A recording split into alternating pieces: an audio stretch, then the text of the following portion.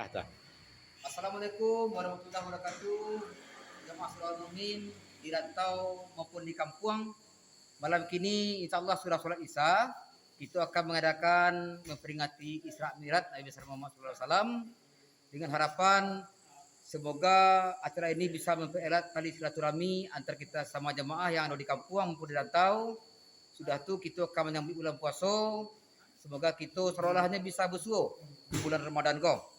Dari Limbok Pasuang kami pengurus mengucapkan selamat menempuh bulan suci Ramadan. Kami doakan semua kita dalam keadaan bahagia dunia dan akhirat, dimurahkan rezeki oleh Allah SWT, sehingga kita bisa bersama-sama membangun surau Al-Mu'min yang belum selesai ini. Target kami dari pembangunan kita akan membuat kubah. Ya Pak Haji? Ya. Kita akan bikin kubah. Ini kita sedang melaksanakan persiapan. Ustaz kita dari Pariaman insyaAllah. Tuanku Raju Indah S.